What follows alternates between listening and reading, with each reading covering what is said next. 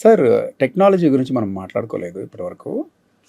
Divorce తీసుకునే విషయంలో very సిల్లీగా దీని పాత్ర ఎంత ఉంది? లేదా టీవీ రిమోట్ పాత్ర ఏమైనా అలాంటి కేసులు వచ్చాయా మీకు? సెల్ ఫోన్తో వచ్చిన ప్రాబ్లం ఏంటంటే ఆ రిలేషన్షిప్ ఉన్న బ్యూటీని చెడగొట్టేస్తుంది. ఫస్ట్ ఒక అమ్మాయి లవ్ చేసుకున్నాం అనుకుందాం. లవ్ చేసుకున్న తర్వాత పూర్వకాలంలో ఇంట్లో దొరికిన అనుకుందాం. అప్పుడు ఏం చేస్తుండే, 2 వీకేసి ఈ అమ్మాయికి వేరే ఊరికి ఇచ్చి పెళ్లి చేస్తుండే. ఈ అమ్మాయిని వేరే ఊరికి ఇచ్చి పెళ్లి చేసి ఆ అమ్మాయి వెళ్ళిపోయిన తర్వాత అప్పుడు ఒకవేళ ఆ ప్రియుడు గుర్తొచ్చింది అనుకుంటే కాంటాక్ట్ చేసే అవకాశం ఏంటి? అప్పుడు కాంటాక్ట్ చేసే అవకాశం లేదు. ఒకవేళ ఈ ప్రియునికే గుర్తొచ్చింది అనుకో, వీని కూడా కాంటాక్ట్ చేసే అవకాశం లేదు. కాలక్రమేణా కొంతకాలానికి ఏంటంటే ఆ కాలం వీళ్ళని మర్చిపెట్టడు చేసి కాంటాక్ట్ లేకుండా ఉండిపోతుండే. ఈ పెళ్ళైన అమ్మాయి ఆడికి వెళ్ళినప్పుడు ఆ హస్బెండ్ ఆ ఇంట్లో కొద్దిగా ముఖాభావంగా ఉంటుండే కదా, లవ్ అనేది ఫెయిల్ అయింది కాబట్టి కొద్దిగా ముఖాభావంగా ఉన్నప్పుడు వాళ్ళు ఏం అర్థం చేసుకుంటాడంటే ఈ అమ్మాయి కొత్త పిల్ల మా ఇంటికి వచ్చింది కదా, హోమ్ సిక్ లాంటివి ఉంటాయి కదా, కంగారు పడుతుంది. వీళ్ళు ఎవరు కలిసి సదరకపోతుండే వ్యవస్థలో. అయితే బ్యూటీ ఉంటుండే. అది ఓవర్ ద పీరియడ్ కొంతకాలం భర్తను దూరం పెడుతుండే. ఈ భర్తను దూరం పెట్టినప్పుడు ఏమవుతుండే, కొత్తగా పెళ్ళయింది కదా, కొద్దిగా ఇబ్బంది పడుతుందేమో, మోమాటమేమో అని వీళ్ళు కొద్దిగా సదరకపోయి కొంతకాలం కలిసి ఉండి రపకరతకపోతుండే. కాలం మార్చేస్తుంది కాబట్టి మెల్లమెల్ల కమ్యూనికేట్ అయిపోయి ఆ ప్రాంతంలో కమ్యూనికేట్ అయిపోయి పిల్లల్ని కంటాడు. సేమ్ సినారియో ఇప్పుడు నువ్వు పెట్టు, కొడుతూనే చాటింగ్ అవుతా, ఎక్కడున్నా లొకేషన్ షేర్ చేయి. ఏది బాయ్ ఫ్రెండ్ ఇక్కడ పెళ్లి జరుగుతుంటే మా దగ్గర ఉన్న కొన్ని కేసులలో పెళ్లి జరుగుతుంటే కూడా లైవ్ స్ట్రీమింగ్ పెట్టేటోళ్ళు ఉన్నారు బాయ్ ఫ్రెండ్కి. ఇప్పుడు 3 పడ్డది, 1 పడ్డది రివ్యూ ఇచ్చినట్టు. ఇప్పుడు ఈ పెళ్లి జరుగుతుంటుంది ఇక్కడ, అక్కడ ఎస్ఎంఎస్లు పెడుతూనే ఉంటారు. అంటే బోత్ మళ్ళీ ఇక్కడ బాయ్ ఫ్రెండ్ అంటే బాయ్ ఫ్రెండే కాదు, ఇటు అబ్బాయి సైడ్ వాళ్ళు కూడా అబ్బాయిలు కూడా పెడుతుంటారు సేమ్ గర్ల్ ఫ్రెండ్కి.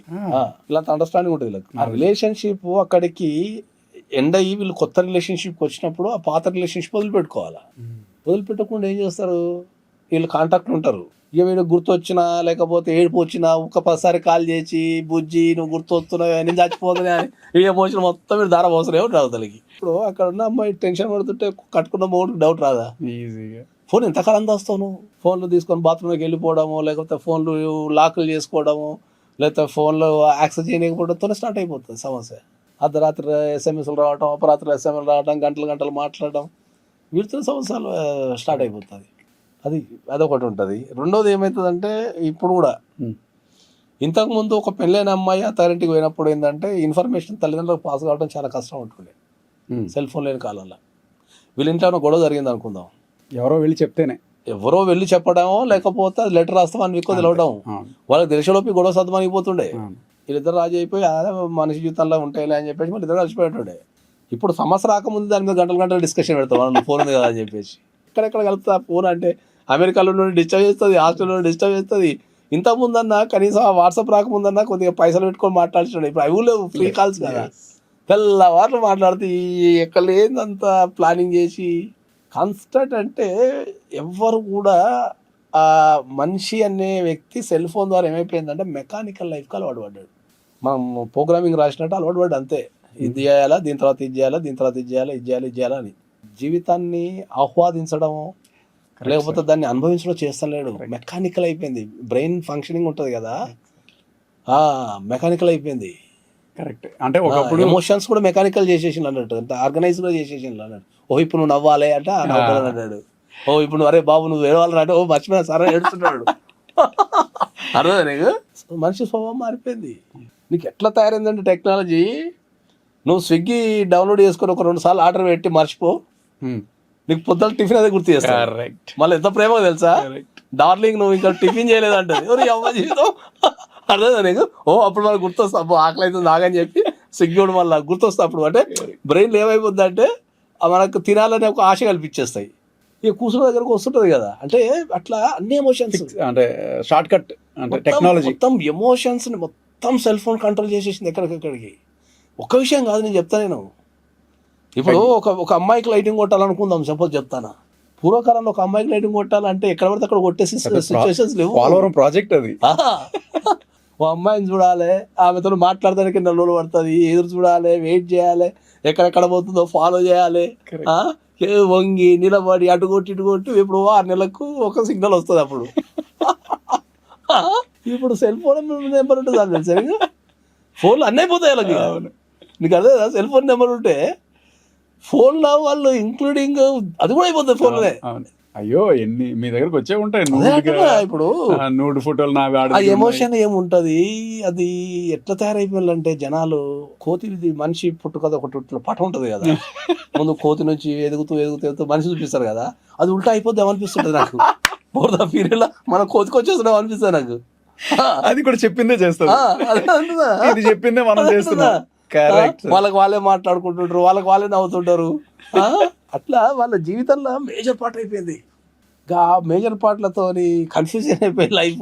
వాటే కంపారిజన్ అండి, సూపర్ కంపేర్ చేశారు. అదే నాకైతే చెప్తున్నా కదా. కోతిది అయితే అదిరిపోయింది. ఎందుకంటే కిందికి వస్తుంది, కోతి చెప్పిందే చేస్తుంది, ఇది చెప్పింది మనం చేస్తున్నాం. కిందికి వచ్చేస్తుంది పటం. Yes. కోతి నుంచి మనిషి ఎట్లా వచ్చాడు, మళ్ళీ మనిషితో కోతి తయారైపోతాడు. Fantastic comparison. బ్రెయిన్ ఫంక్షన్ అయిపోయింది మనిషికి. Correct. ఏం చేయాలన్నా కూడా బ్రెయిన్ ఫంక్షనింగ్ ఎప్పుడైతే ఆగుతుందో అది కుచించకపోతుంటది. దాన్ని ముఖ కలయికలు చేంజెస్, బాడీ చేంజెస్ పుట్టవేటలకు వస్తూనే ఉంటాయి. అవి అన్నం తినాలి అనిపించినప్పుడు మనం లేచి నడుచుకుంటా పోయి హోటల్ ఎక్కడుందో చూసుకొని కూర్చొని తింటుండే. ఇప్పుడు భూప్రపంచంలో ఎక్కడున్నా వాడిని ఇంటికి వచ్చి తినిపిస్తున్నాడు. డోర్ డెలివరీ తెలవాలి వల్ల. 10 గంటలకి ఇంతకుముందు ఆకలి అనుకో, ఏం లేవు కదా నీళ్ళు తాగి పడుకునేటోళ్ళు అందరూ. ఎంత ఉన్నోడైనా లేనోడైనా, లేకపోతే ఆయన ఇంట్లో ఉంటే వేసుకుంటాడు, ఏం లేవు అనుకో వండుకునే చేతులతో పడుకునేటోడు. ఆ పడుకున్నప్పుడు ఆయన ఆరోగ్యం ఇంత బాగానే ఉండే, ఆ కాలి కడుపుతోనే ఆరోగ్యం సెట్ అవుతాను తెలుసా నీకు. ఇప్పుడు ఏం చేస్తున్నాడు, ఇట్లా 12 గంటలకు కొడితే బిర్యానీ రైన వేడి బిర్యానీ ఇంత వాలిపోతుంది. ఇంత బిర్యానీ రాత్రి 12 గంటలకు తింటే వాని బాడీ ఏడ పని చేస్తుంది, వాని బ్రెయిన్ ఏ పని చేస్తుంది. సార్ మీరు మరి మంచి నిజాలు మాట్లాడేస్తున్నారు. ఇలాంటివి ఇప్పుడు బాగుండవు, ఎందుకంటే మంచి విషయాలు ఇప్పుడు నచ్చవు అందరికి. మంచి విషయాలు నిజంగా ఎవరికి నచ్చవు, ఎక్కడ చెడు అట్రాక్ట్ అవుతుంది. ఇప్పుడు మీరు అన్నట్టు ఇప్పుడు నాగేశ్వర పూజారి గారిని కలవాలండి అని అంటే నేను ఇంటి దగ్గర బయలుదేరితే లెఫ్ట్ తీసుకో బాబు అని ఒక ఆయన అడిగేవారు, ఈ గూగుల్ మ్యాప్ రానప్పుడు. ఆ లెఫ్ట్ తీసుకున్న తర్వాత ఈ గల్లీ తీసుకున్న తర్వాత ఏమండి ఇక్కడి నుంచి ఎటు వెళ్ళాలి నాగేశ్వరరావు గారిని కలవాలంటే ఫస్ట్ కాల్ చేసి అపాయింట్మెంట్ తీసుకుంటాడు, ఇచ్చేస్తాం. బయలుదేరే ముందు కాల్ చేస్తాడు, సార్ బయలుదేరుతున్నా సార్ అంటే. ఇప్పుడు ఎవడు హ్యాపీడో నాకు అర్థం కాదు. ఇప్పుడు 2 గంటలకు అపాయింట్మెంట్, అసలే బిజీగా ఉంటారు. 2 గంటలకు అపాయింట్మెంట్ ఇస్తాం కదా, 12 గంటలకు స్టార్ట్ అవుతుంది. వస్తున్నా సార్ అంటాడు, తర్వాత సిగ్నల్ పడ్డా సార్ అంటాడు, సీరియస్ గా. కిందికి వస్తాడు, కార్ పార్కింగ్ చేయాలి సార్ అంటాడు. ప్రతి దానికి కాల్ కొడుతూనే ఉంటాడు. ఇక బ్రెయిన్ ఫంక్షనింగ్ ఇక్కడ ఉంది. 2 గంటలకు అపాయింట్మెంట్ ఇచ్చినాం, 2 గంటలకు ఉంటే అయిపోతుంది కదా అంటే నేను డైరెక్ట్ వచ్చేసి open 24 hours doors open office. Door వేయం మేము ఆఫీస్ది. నాకు తెలిసి హైదరాబాద్ లో డోర్ అయిన ఆఫీస్ ఒక్కంది అనుకుంటా. అర్ధరాత్రి 2 గంటల పెట్టి టెస్టింగ్ చేయి, ఎవరో ఒకరు పని చేస్తున్నారు ఆఫీస్ లో. పొద్దున్న 4 గంటల పెట్టి టెస్టింగ్ చేయి పని చేస్తున్నాడు. సెల్ ఫోన్ తోని ఎంత ప్రాబ్లం తెలుసా, పుట్టుకున్నా నువ్వు గూగుల్ ఏదో నెతకలేను అనుకో కదా, పక్క నుంచి సజెషన్స్ వస్తుంటే మనకి అవే సజెషన్స్ వస్తాయి. కొనేంత వరకు పంపిస్తున్నాడు, ఏదో ఒక ఆవేశంలో చిరాకులు ఇచ్చినా కూడా పడేస్తాం దాన్ని. డైవర్స్ విషయంలో మొబైల్ ఫోన్ టెక్నాలజీ బాగా మళ్ళీ అన్ని రికార్డులు చేస్తారు తెలుసా నీకు. సెల్ ఫోన్లలో రికార్డులు చేస్తారు, మొబైల్ ఫోన్ 90% అన్నాం కదా. ఇంతకుముందు అవి చెప్పినాం కదా, సమాజానికి సంబంధించినవి. ఇప్పుడు పర్సనల్ గా దాంట్లో అన్ని రికార్డ్ చేస్తారు, ఫోన్స్ అన్ని రికార్డ్ చేస్తారు. భర్త మాట్లాడింది, బామ్మది మాట్లాడింది, అత్త మాట్లాడింది, తీసుకొచ్చి కమాల్స్ కూడా ఏం మాట్లాడాలని చెప్పి కథ పెట్టేస్తారు. ఇక మీరు మొత్తం డ్రామా వినాలి. తర్వాత దాంట్లో ఫోటోలు, దాంట్లో లింకులు, దాంట్లో అన్నీ ఉంటాయి. సెల్ ఫోన్ ఒక్కటి ఉంటే చాలు జీవితానికి చెడగొట్టడానికి.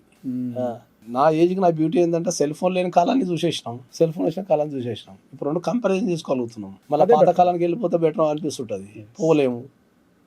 మా పిల్లలకి వచ్చారు వాళ్ళు కొత్త కాలం అంటే సెల్ ఫోన్ నుంచి పుట్టింది కాబట్టి వాళ్ళకి ఇది లైఫ్ అలవాటు ఉంటుంది. ఇప్పుడు పూర్వకాలంలో మా ఇంటికి నేను హైదరాబాద్ ఉంటుండే, ఏదైనా పండుగ వచ్చినప్పుడు ఇంటికి పంపిస్తే ఇక్కడ బస్ ఎక్కి ఇంటికి పోతుండే. అప్పుడు వస్తున్నా అని చెప్పడానికి ఏం లేదు ఇంటికాడ. కన్నులు ఏం ఆలోచిస్తుండే, పండగ కదా ఒకరోజు అటు ఇటు వస్తుండే, వాళ్ళ పని వాళ్ళు చేసుకుంటుండే, ఎదురు చూసే కార్యక్రమాలు లేవు. ఇక్కడ వీళ్ళు బస్ ఎక్కిస్తుండే చిన్నగా ఉన్నప్పుడు, అక్కడ దిగుతుండే. ఇక్కడ ఉన్న వాళ్ళకి పోయినామా పోలేదా కూడా తెలియదు వాళ్ళకి. అర్థమైందా? వీళ్ళు ఒక నమ్మకంతో ఇక్కడ ఏముంటుండే, పోయిండు పండగ ఎంజాయ్ చేస్తుండు, ఒక రోజు అటు ఇటు వస్తాలే, అయ్యాలను రేపు వస్తారని నేను ఉంటుండే, ఎవరికైనా నిమ్మడం ఉంటుండే. ఇప్పుడున్న పరిస్థితుల్లో నేను ఇంటికి ఊరికి పోతున్నానికి ఎవరికైనా కాల్ చేసిన అనుకో, అటు నుంచి ఒక 50 కాల్స్ వస్తుంటాయి. మటన్ తెచ్చిపెట్టనా, చికెన్ వండనా, లేకపోతే నాటుకూర వండనా, కళ్ళు తెచ్చిపెట్టనా, ఎంతమంది వస్తున్నారు, 12 గంటలకు బయలుదేరుతున్నట్టే మళ్ళీ 12:05కి వస్తుంది కాలు. బయలుదేరినావా అంటాడు, తేరినాం, ఏడున్నావు అంటాడు, ఇప్పుడే ఉప్పలు, ఇంకా ఉప్పలు ఉన్నావు అంటాడు. అమ్మ మనం నడిపేది విమానం అయినట్టు. మళ్ళీ ఇటు సైడ్ ఇంటి కార్డు వాళ్ళు స్టార్ట్ చేస్తారు, ఏడున్నావు అంటారు, ఇప్పుడే ఉప్పలు దాడతాను, ఇంకా ఉప్పల్లో ఉన్నావు అంటాడు. ఒరే అమ్మ జీవితం కాల్ చేసి సగం ఇటు పోయే ప్రయాణంలో ఆ ప్రయాణాన్ని కూడా ఎంజాయ్ చేయలేదు తెలుసా. ఇంకా పోలేదా అని మధ్యలో కాలు, ఇంకా రావటం లేవని అవతల వచ్చి కాలు.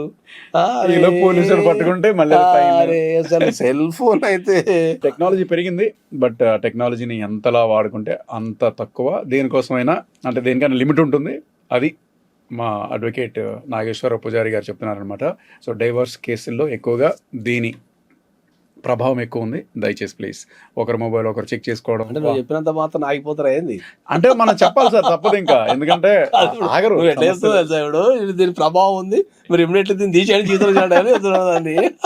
లేదు లేదు, అంటే అందుకే వాళ్ళు దాన్ని పెట్టి నిన్ను నన్ను కింద ఆడుకుంటారు, అసలు నీకు తెలుస్తలేదు అది. అయితే ఇప్పుడు రవితేజ డైలాగ్, నేనేం అనలేదు మీరేం అనలేదు, ఏమో సార్ నాకు కనపడదు. ఇంకొక క్వశ్చన్ ఉంది, అడ్వకేట్ నాగేశ్వర పూజారి గారిని అడిగేద్దాం, జస్ట్ చూస్తూనే ఉండండి.